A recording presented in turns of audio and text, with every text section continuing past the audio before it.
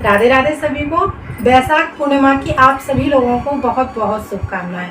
आज बैसाख पूर्णिमा है और बैसाख पूर्णिमा के दिन में मैंने लड्डू गोपाल की सेवा अर्चना किस प्रकार की है, साथ ही आप देखेंगे श्री हरि विष्णु जी की यानी सत्यनारायण भगवान की पूजा मैं किस प्रकार करती हूँ।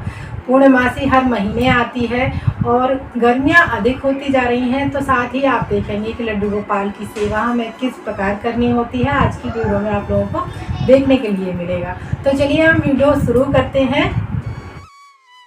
जैसा कि आप सभी लोगों को पता है, आज है बैसाख पूर्णिमा। तो बैसाख पूर्णिमा के दिन हम जल्दी से उठ करके स्नान वगैरह करके साफ स्वच्छ कपड़े धारण करके सत्यनारायण भगवान की पूजा करनी होती है, यानी श्री हरि विष्णु जी की पूजा करनी होती है। अगर आपके घर में लड्डू गोपाल हैं तो साथ में ही हमें लड्डू गोपाल की सेवा भी करनी होती है।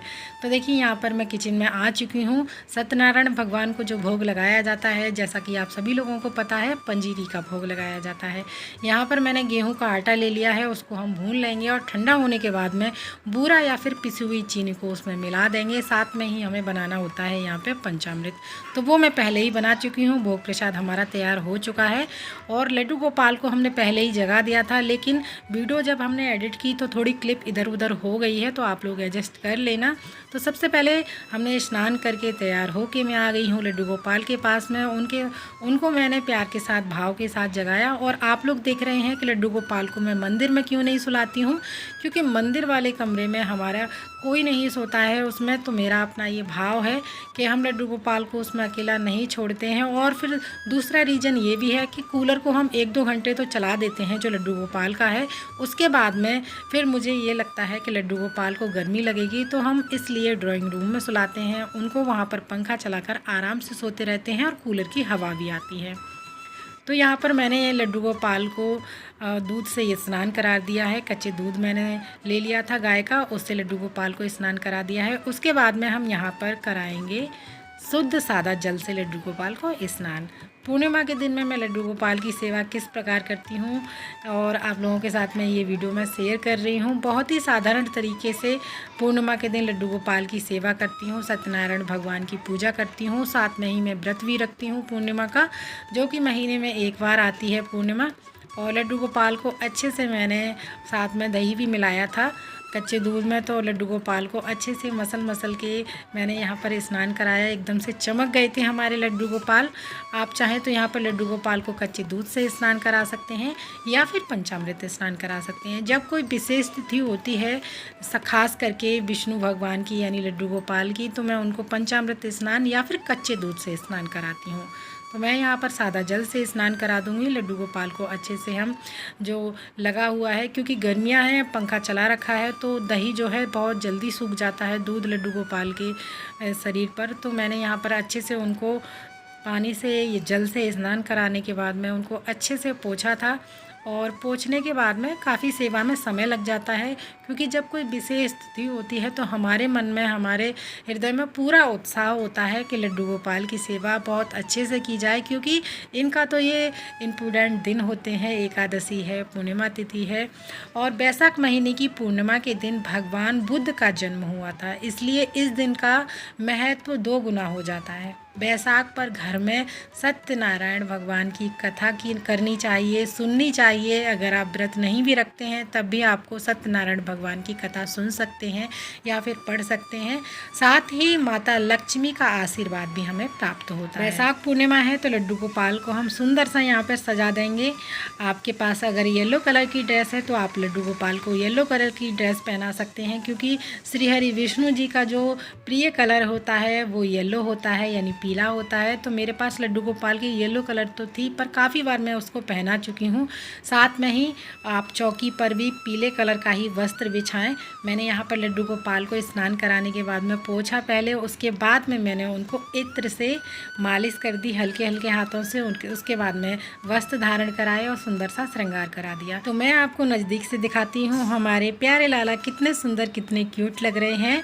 और इस प्रकार से मैंने अपने लाला का श्रृंगार कर दिया उसके बाद में एक चीज़ रह गई थी, जो है चंदन सेवा। और लड्डू गोपाल के हम पूरे कपाल पर, मस्तिष्क पर हम यहाँ पर चंदन लगाएंगे, क्योंकि लड्डू गोपाल को गर्मी ना लगे, उनको शीतलता प्रदान होती रहे, क्योंकि गर्मी जो है अपने चरम पर है।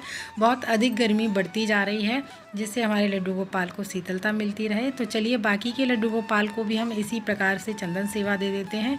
उसके बाद में हम करते हैं पूजा की तैयारी।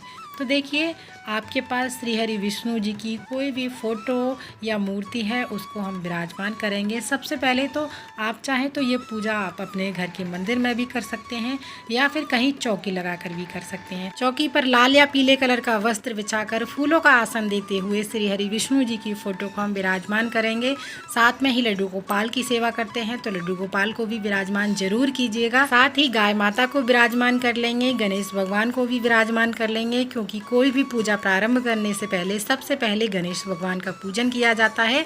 और जल के छींटे लगाते हुए हम भाव रूप में यहाँ पर स्नान कराएंगे, यानी शुद्धिकरण करेंगे।